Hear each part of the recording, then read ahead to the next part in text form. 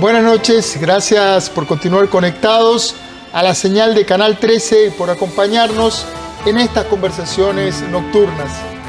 Soy Ernesto Rivera. El país está ya instalado de lleno en la campaña final para definir quién será el próximo presidente de Costa Rica.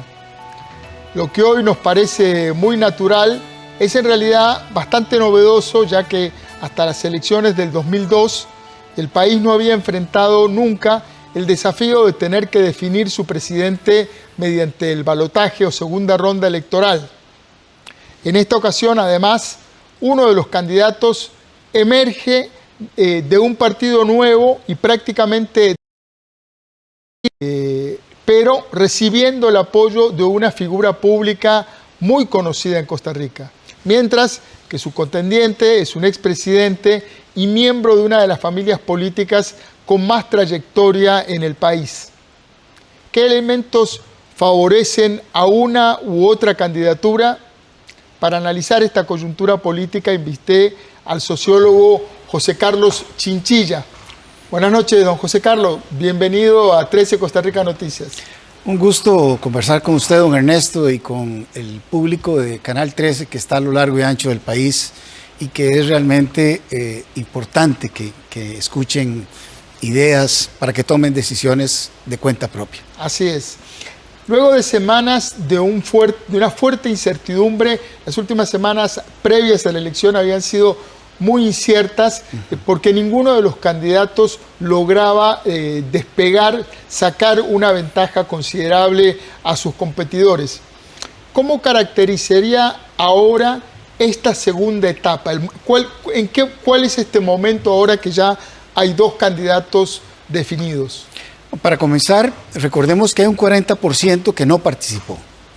Hay un 40% que probablemente de ese 40%, un 25% tiene alguna posibilidad de ser entusiasmada por estos dos candidatos. Y hay más o menos 600,000 votos que se dieron, que fueron a otros candidatos y otros partidos y que son parte, digamos, de lo que les interesaría a estos dos candidatos obtener el beneplácito. Probablemente tengamos un incremento importante del abstencionismo, pero aún así quedarían alrededor de 500,000, 450,000 votos que yo creo que sí se van a verter en las urnas. ¿Cómo conquistarlas? ¿Cómo políticamente decirles yo soy la persona indicada? Ese es el gran desafío que tienen ahora. Ese es el gran dilema que tienen ahora. Ahora, ¿quiénes son ellos? Usted lo decía muy bien, don Ernesto. Uno viene de una tradición política, de un partido consolidado, y el otro, el señor Chávez, es alguien que viene como de afuera, entre comillas. No, literalmente viene de afuera porque viene de vivir 3 décadas o 4 fuera del país. Tiene 2 años de estar en Costa Rica. Es como lo que llaman un outsider, alguien que viene de afuera. Y resulta que aunque nosotros no lo vimos, quienes analizamos esto, esa posibilidad, lo cierto del caso es que desde hace tiempo hay señales en Costa Rica como de que hay un grupo de gente que está muy inconforme, muy indignada y que anda buscando alternativas. Entonces, la alternativa se concretó en un 10% de la población que podía votar, porque aunque él obtiene cerca de un 16 y algo, en términos reales del padrón, es alrededor de un 10%. En ese 10% logra calar con un grupo y por otro lado, en cerca de un 16, 17% del padrón total, don José María Figueres logra atraer esos votantes. Hoy en día sabemos que a diferencia de la primera ronda, donde es indispensable llegar a más del 40%, y hagamos la nota, si hubiera habido un candidato de los que se abstienen, ya sería el presidente de este país. Claro, en realidad el candidato electo fue el abstencionismo que tuvo más de un 40%. Claro, lo que significa una amenaza real a la democracia, digamos, un riesgo para la democracia, pero también hay que reconocer la voz de los indignados, de los inconformes, porque es una voz que dice díganme ustedes realmente por qué yo tengo que apoyarlos. Y creo que eso es lo que está ocurriendo en este momento. Cada uno de los candidatos con sus equipos están rediseñando la campaña. Están rediseñando la campaña para determinar a quiénes va el discurso. Algunos pensarán, bueno, el discurso necesariamente va a ser hacia la juventud. Bueno, esa es una posibilidad, pero hay otro segmento de la población madura entre 35 a 50 años que es tan numerosa o más que el sector de juventud. Pero además hay otras variables, como la variable de la condición de mujer, que también pesa en el diseño de la campaña. Por el historial de uno de los candidatos ha sido uno de los factores de debate dentro de la primera etapa de la campaña. Claro, ha sido un debate de la primera parte de la campaña en una dirección muy específica, pero yo creo que la oportunidad que tiene el país es que ahora sean más propositivos realmente hacia cómo poder integrar de mejor manera y sustancialmente, más democráticamente, la participación de la mujer. Y hay otro elemento que tenemos que considerar, y es que ya no está en juego la Asamblea Legislativa. No, ya está conformada. Y en una elección que da para otra conversación. ¿Cómo no? Porque es una elección clave que pasa completamente desapercibida, eclipsada por el debate presidencial. Correcto. Pero la gente a la hora de votar discriminó entre candidatos y partidos, cosa que es muy interesante. No es un fenómeno nuevo, pero quedó muy marcado. Ahora, ¿por qué traje a colación la Asamblea Legislativa?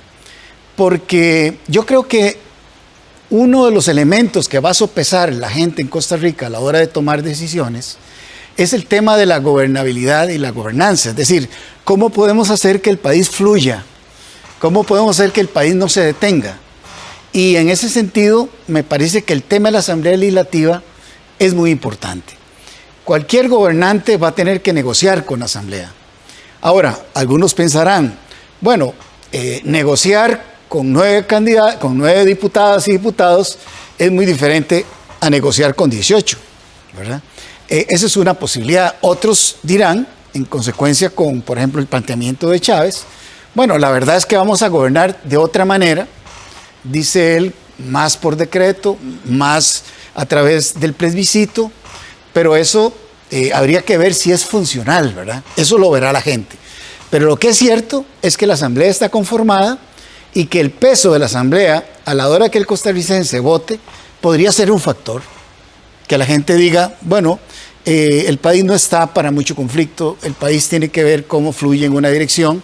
Otros dirán, bueno, puede que el país requiera, pero si hay que romper, rompamos, ¿verdad? Que esa parece una línea. Que ese escenario, esos dos escenarios que usted está vislumbrando, analizando, vamos a ponerles nombre.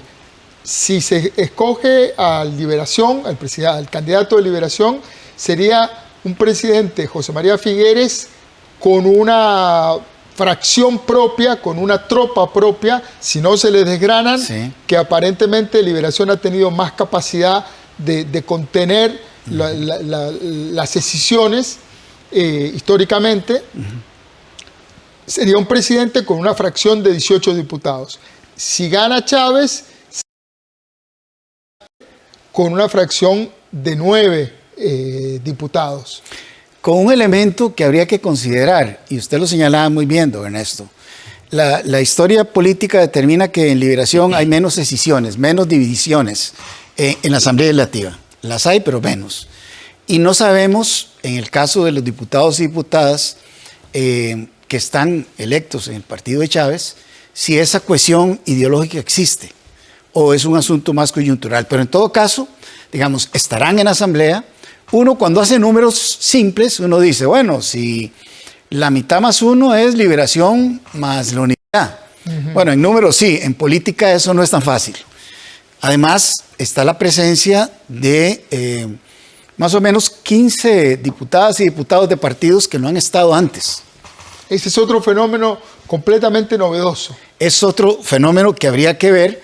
Igual, ¿tendrán la consistencia suficiente el partido de don Eli Feinsan ¿Tendrán esa solidez los del partido del señor Chávez? ¿Qué papel va a jugar el Frente Amplio? ¿Jugará un papel crítico, analítico, como el que hizo el actual miembro del Frente Amplio en la Asamblea Legislativa? Como diputado unipersonal. Unipersonal. ¿Podrá mantener esa cohesión? Ese brillo. Ese brillo. Bueno, son dilemas que están. Pero para efectos del balotaje, es para alguna gente un elemento a considerar. Es decir, el razonamiento que podrían estar haciendo algunos electores es, si le doy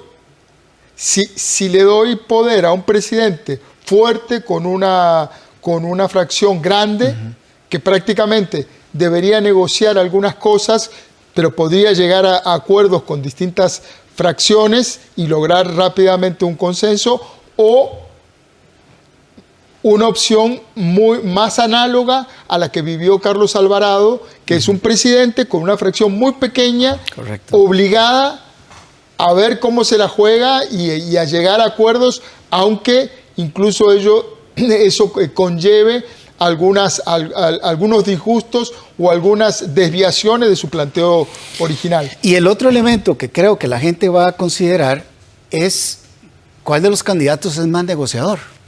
¿Cuál tendrá más experticia para negociar? Alguien que viene del Banco Mundial y que ha tenido su poder dentro de una estructura que tiene tanto poder, o el expresidente, digamos, que en su momento pues, fue muy criticado. Probablemente alguna gente dirá, bueno, aquel Figueres no es el mismo de ahora. Algunos dirán, no, sí es el mismo, pero eso lo van a valorar.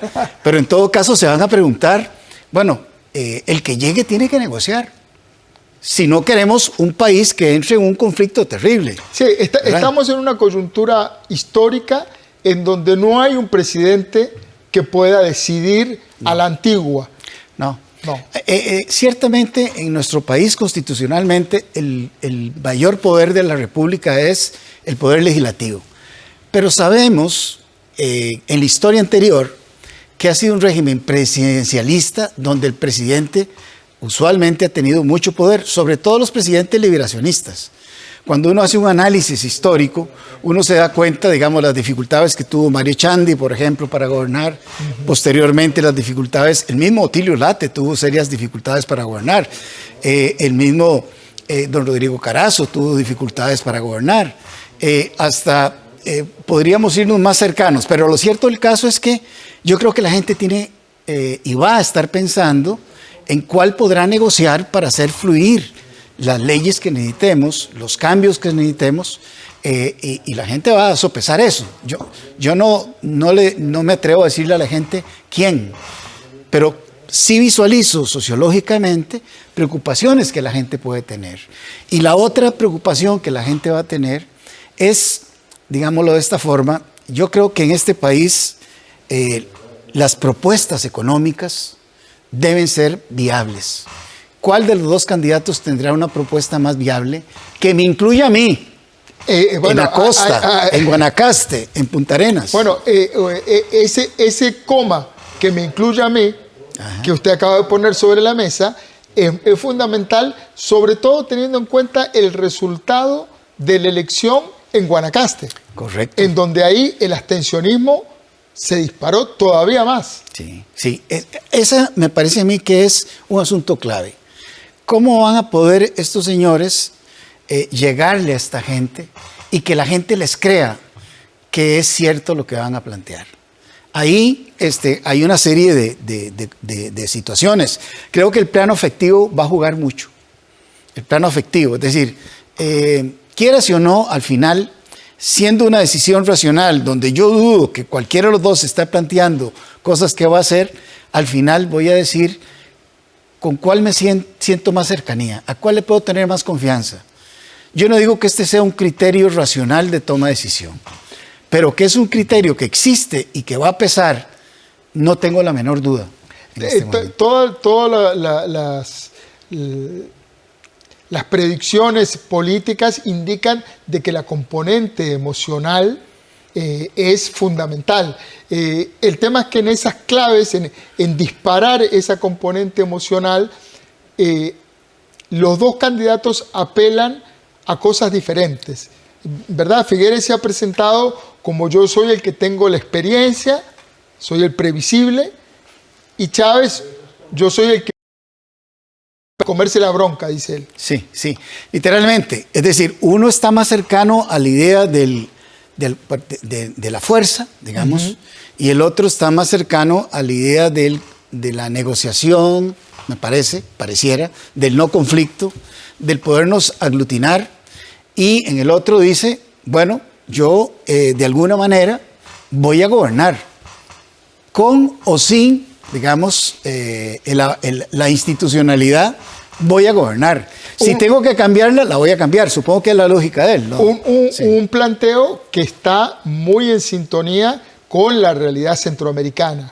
Claro. Pero que ha sido siempre, a la cual ha sido siempre reactivo el costarricense. Sí. Es decir, la realidad centroamericana que hoy tenemos, si la repasamos rápidamente, tenemos a Nicaragua con una dictadura, El Salvador con un gobierno que tiene perfiles autoritarios, digamos. Perfiles autoritarios. Sí. Honduras con un conflicto institucional y hay que ver cómo se desarrolla con la nueva presidenta.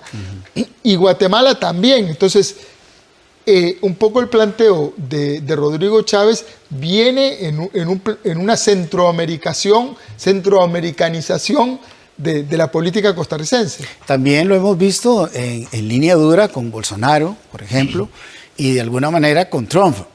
Es decir, por ejemplo, indicadores, descalificar la prensa, descalificar jueces, descalificar médicos, por un lado, son elementos que se utilizan porque hay gente inconforme con esos funcionarios o esos sectores.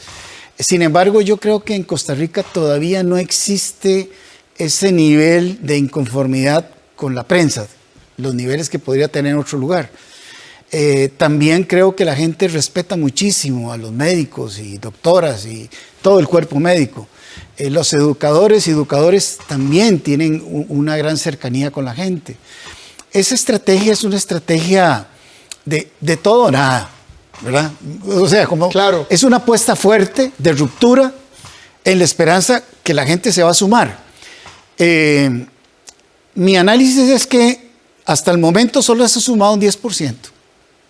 ¿Verdad? Claro, ese 10%, para que la gente no se enrede con los números, es un 10% del total del padrón. Del total del padrón. O sea, la gente que lo apoyó, del total del padrón, es un 10%. Ese 16% que él sacó, Rodrigo Chávez, representa del universo de todos los posibles votantes, un 10%. Alrededor del 10%, sí, eso es.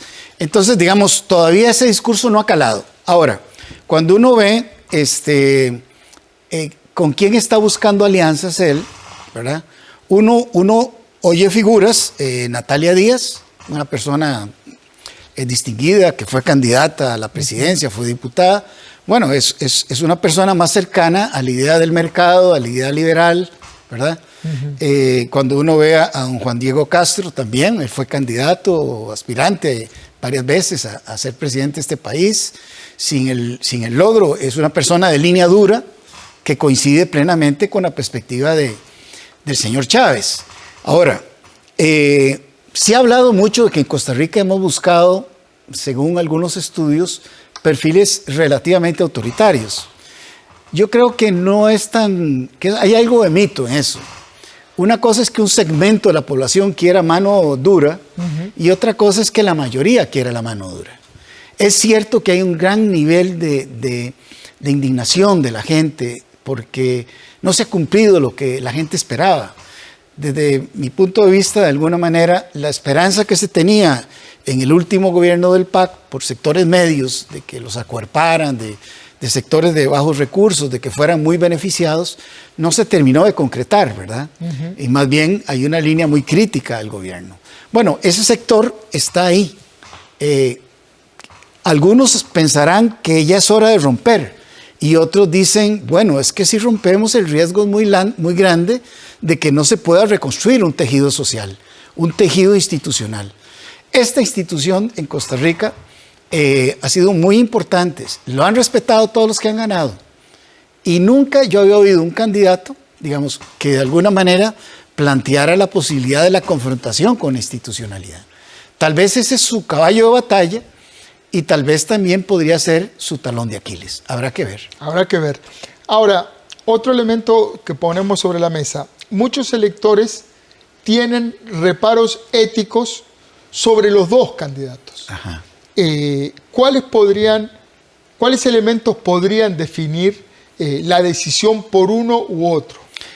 Bueno, digamos, yo la impresión que tengo es que en el caso de don José María, por ejemplo, se asocia a recibir una cantidad de dinero por un contrato que no queda muy claro para algunos lo asocian a un proceso de corrupción, otros dicen que no. Ese es un escenario. El otro candidato es una persona que ha sido, digamos, no juzgada en un tribunal, pero sí por una institución muy seria y considerado que hizo una falta grave que le mereció una serie de sanciones. El tema aquí no es corrupción, el tema ahí es un abuso del poder sobre unas mujeres, ¿verdad? Y eso es un tema que hoy en día en Costa Rica me parece a mí que tiene una valoración probablemente éticamente más alta que la corrupción. Esto lo digo sociológicamente. Sí, claro. No digo que el tico esté de acuerdo con la corrupción. Esa es mi mirada. Es decir, no digo que el tico esté de acuerdo con la corrupción, solo que la corrupción aparece como un discurso más añejo.